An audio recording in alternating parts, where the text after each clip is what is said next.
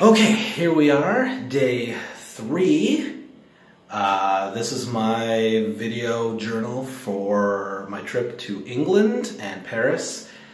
Third day here, and it was a crazy day. And by the way, I'm doing this from the bathroom. It is a absolutely beautiful, gorgeous bathroom, but it's quieter in here. And I like the resonance. Anyway. We started off very early today. I was up at 5 a.m. London time, and we were already out the door before 7. We caught a major tour that we had booked, caught the bus for that. We basically started off by going to Windsor Castle, and the Queen was actually there. Windsor Castle is huge, huge, huge, big, very big. It is beautiful, but it is very tight security, especially when the Queen is there. There's basically airport security kind of setup where you have to take off the belt, backpack, jacket, everything out of your pockets, any metal, go through detectors. And the path through Windsor Castle, you don't get a lot of freedom. It's a pretty pre-chosen tour path that you wind through. Let's see. We got to see a lot of the gardens within the tower, a lot of history setups like effigies and displays, almost like Park Museum. Then we went into the cathedral on the grounds. I think it's actually called, if I remember right, Windsor Cathedral. I can't overstate enough how beautiful the inside is. The intricate designs, the artistry. Certain sections were even off limits. There's a lot of tombs within the cathedral, so you can't go everywhere. Some rooms are roped off, but it was absolutely gorgeous. And Windsor Castle is where, if I remember, Kate and Will got married.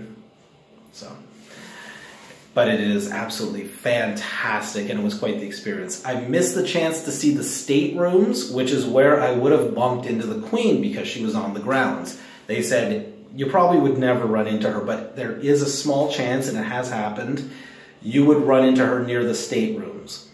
We ran out of time, and I didn't want to miss the tour bus when it left, so we didn't get a chance to see that. Moving on, we then went to Salisbury. Very old style village. So beautiful. It's like pulled right out of the early 1900s. And the highlight has got to be the Salisbury Cathedral. A gigantic cathedral that is 800 years old. So you can imagine what state it looks like. It is, again, I hate to use the word again, but it's an experience. Just being in there. And it was actually bigger than Windsor Cathedral, at least by my estimate, maybe because Windsor Cathedral roped off everything. You were actually able to go all over Salisbury Cathedral, and they actually allowed you to take pictures, just no flash. So I think by the end of today, my photo count has got to be up by another 300. I'm just loaded on photos, so if anybody wants any really cool photographs, hey, message me. After that, it was Stonehenge. Again, it was, this one was a long trek. Much like Woodstock, it's out in the middle of nowhere. It's out in like a farmer's field, about an hour and a half away from Windsor, so it was a long ride in the bus. Good ride, but a long ride. And basically you go out in the middle of nowhere. It's all rolling hills, fields. You would not expect some kind of a, event to be out there. But there's you drive out and you park in this parking lot, and there's it's called the Customer Center, Visitor Center, I think it was. And you go in there and there's coffee shop and gift shop and stuff like that, bathrooms. And then you go get your ticket checked and you wait for another bus. It's a smaller bus and it takes you from there 5 minutes to Stonehenge, where you'll get out and you'll walk along a predetermined path. You can't get too close to Stonehenge for obvious reasons. So no, I didn't knock down Stonehenge, Mom. But you get to walk around Stonehenge. And at one point in that circle, you'll actually get reasonably close. So, but it is exceptional to see. It's an experience, physically and mentally. It's just being at a site with structures that were put up 3,000 years before Jesus Christ. That is saying something. It's a World Heritage Site, so obviously you can't get near it, you can't touch it, nobody can touch it, it's off limits. But it was something to see, because these stone structures, you know, you got them stacked upright and then one on top. And it's never been explained why these things are the way they are. It has to do with the calendar and the solstice, winter or summer. But how did people way back then get these structures to stand upright? Because you got to figure a block, they say, is about 40 tons. Back then they didn't have the tools to do that. The best guess they have is that it would take about 100 people to haul one stone and drag it upright. So how did they get one way on top of, you know, a stack of two? So it's a puzzling mystery, never been solved, and it was kind of cool to be there and see that. The final leg of the tour was the city of Bath.